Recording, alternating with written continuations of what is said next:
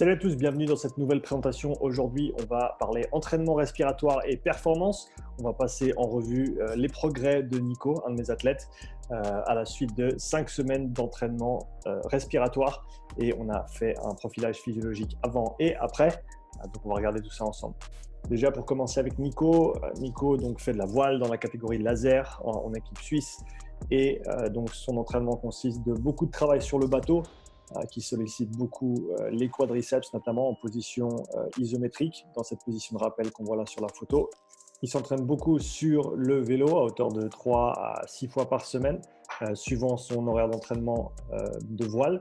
Et il fait aussi du travail de renforcement, gainage spécifique, gainage général et également travail renforcement haut du corps, bas du corps. Mais c'est vrai que quand il fait beaucoup de bateaux, il fait beaucoup moins de travail de renforcement sur le bas du corps pour donner un petit peu de repos à ses articulations. Donc on a fait un premier profil physiologique avec Nico début mars. Donc on voit le graphique en bas à gauche. Ce qu'on a pu en retirer, c'est qu'il a un profil qui est très très bien équilibré, une très très bonne récupération entre les différents paliers de travail. On voit donc la courbe bleue, la courbe de SMO2 qui remonte jusqu'à 80%, même à très haute intensité en moins d'une minute, ce qui est assez impressionnant. On voit une fréquence cardiaque qui monte de manière assez linéaire au cours du test et on voit un volume sanguin qui monte aussi au cours du test. Et donc la conclusion, c'était qu'au niveau physiologique, il n'y a pas énormément à travailler. Ce qu'on pourrait améliorer un petit peu, c'est sa capacité à désaturer, donc à amener son SMO2 à des valeurs un petit peu plus basses que ce qu'on voit là. Ce qui sera notamment ce qu'on va travailler dans les semaines et les mois à venir. Mais de manière générale, un très très bon profil, très bien équilibré. Et donc ce qu'on a décidé de faire, c'est d'ajouter du travail respiratoire, entraînement respiratoire spécifique par rapport à ses besoins. Donc ce qu'on a fait avec ça, c'est qu'on est parti sur il a pu faire entre 1 et 2 séances par semaine. On aurait voulu un petit peu plus. Mais donc pendant 5 semaines, il a fait ça 1 à 2 fois par semaine. Une séance type, c'était par exemple 4 séries de 3 minutes de travail, 1 minute de repos à 4 litres et demi et entre 42 et 45 BPM au niveau de la fréquence respiratoire. Là, on voit une photo de Nico qui s'entraîne avec le P100, un outil respiratoire qui permet de garder un œil sur le volume courant et la fréquence respiratoire, deux paramètres qui sont très très importants quand on parle de respiration et de performance. Donc pour les paramètres de manière générale, on cherche à faire entre 10 et 20 minutes de travail par séance. On veut rester entre 35 et 50 respirations par minute et on veut en général des volumes entre 50 et 70% du FVC, qui est la capacité pulmonaire.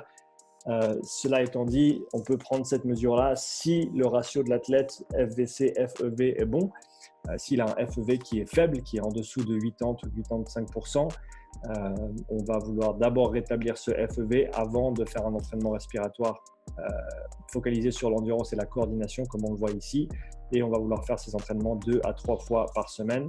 On a changé la structure des intervalles et des entraînements à chaque séance pour donner un petit peu de variation.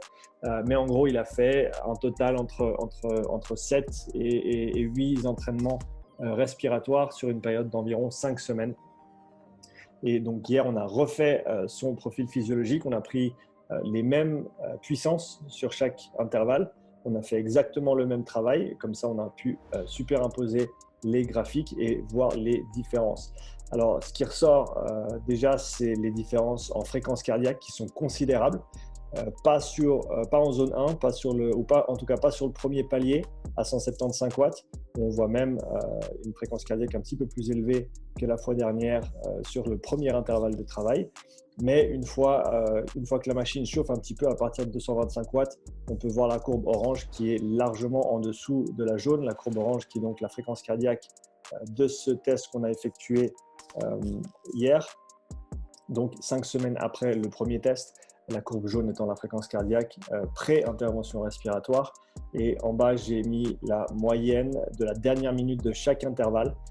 Donc on peut voir à partir du 225 watts, il est entre 10 et 15 pulsations plus bas sur sa fréquence cardiaque à valeur équivalente. Il a fait ça sur le même vélo, il a fait ça avec la même application, il a fait ça dans les mêmes conditions, la température était la même, il faisait froid.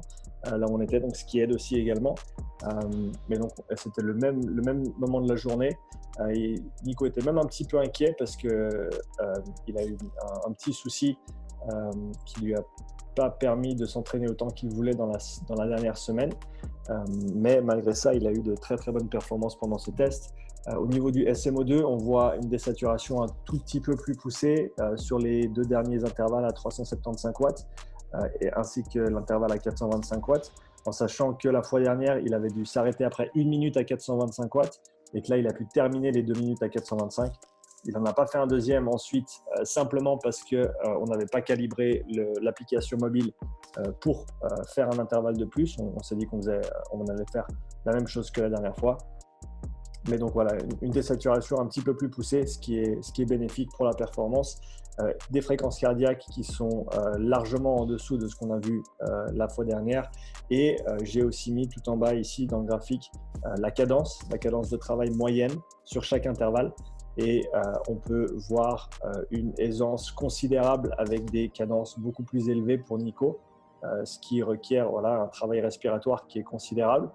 Mais donc, suivant cette intervention respiratoire de 5 semaines, on voit des cadences beaucoup plus élevées, on voit des fréquences cardiaques beaucoup plus basses pour des puissances équivalentes. Et Nico, au niveau subjectif, a un retour aussi positif sur ses performances. Il se sent beaucoup mieux, il m'a dit à peu près 10 jours avant même qu'on fasse le retest. Il m'a dit qu'il sentait qu'il pouvait monter dans les tours sans trop de problèmes et tenir des intensités qu'il arrivait plus difficilement à tenir dans le passé. Donc rien que ça, c'est déjà une très très bonne amélioration sur 5 semaines d'entraînement respiratoire spécifique avec le P100 de Ediac. Des considérations supplémentaires par rapport à tout ça. Il faut penser au volume d'entraînement vélo qu'il a fait avant le premier test et entre les 2 tests. On a regardé par rapport à ses entraînements et à son volume d'entraînement. Il avait fait environ 19 heures de vélo dans le mois qui a précédé le premier test. Il a fait que 12 heures, si je ne me trompe pas, 12 ou 13 heures de vélo entre le premier et le deuxième test, dû notamment à beaucoup d'entraînement sur l'eau et aussi à son petit souci qui a fait qu'il n'a pas pu s'entraîner cette dernière semaine autant qu'il le voulait. Donc malgré le fait qu'il a eu une baisse d'environ 30% de volume d'entraînement sur le vélo, on a quand même eu ces progrès considérables en performance, ce qui est très intéressant. Volume d'entraînement de voile qui va avoir un certain impact aussi sur le total, mais qui ne va pas nécessairement avoir de grosses sollicitations au niveau respiratoire, en tout cas pas dans un cadre qui est similaire à celui du vélo. Donc je ne pense pas qu'il y ait de gros transferts là, même s'il y a peut-être un transfert de manière très générale, mais pas sur les fréquences et les volumes spécifiques. Il y a le fait qu'on n'avait jamais fait d'entraînement respiratoire avant, donc c'est un nouveau stimuli qui va engendrer des adaptations. Maintenant, à voir et on va répéter ce cycle d'entraînement dans les semaines qui viennent pour voir si on peut continuer à avoir des adaptations positives par rapport à ce travail respiratoire avec, on l'espère, une fréquence d'entraînement respiratoire un petit peu plus poussée de 2 ou 3 fois par semaine. Et on a donc le dernier point, fréquence d'entraînement respiratoire qui n'a pas été aussi élevé qu'on le voulait sur ces quelques semaines, dû aux contraintes d'entraînement de Nico, ça c'est normal. Il faut respecter le sport et les priorités de l'athlète avant les autres choses. Et donc, à voir si une fréquence d'entraînement respiratoire plus élevée pourrait amener des adaptations peut-être plus poussées, plus intéressantes sur ce laps de temps qui est quand même très court. 5 semaines, c'est court. 6 à 8 entraînements, c'est pas beaucoup, mais c'est un retour sur investissement qui semble en valoir la peine, en tout cas dans ce cas-là. Ce cas d'étude, c'est le M de 1, mais il faut commencer quelque part et le but, ce sera de continuer à collecter ces données et de voir si on peut affecter et effectuer ces changements sur différents athlètes dans différentes situations pour différents sports. Donc voilà, ça, ce sera une affaire à suivre. Si vous avez des questions sur le profilage en lui-même, n'hésitez pas à aller visionner cette vidéo que j'ai faite pour expliquer le protocole, la théorie derrière, comment ça marche. Si vous avez des questions à me poser directement, laissez-les sans autre dans les commentaires, bien sûr, comme toujours. Merci d'avoir regardé cette petite vidéo. Je vous encourage à liker la vidéo, ça m'aide beaucoup, à la partager. Laissez-moi un commentaire aussi parce que ça m'aide également d'avoir des gens qui échangent sur ces sujets-là, sur mes vidéos. Donc, si vous avez apprécié ce contenu ainsi que tout le reste, toutes les autres vidéos que je publie sur la chaîne, n'hésitez pas à commenter, laisser un petit commentaire, à vous abonner aussi. Merci beaucoup et à bientôt pour une prochaine vidéo. Ciao.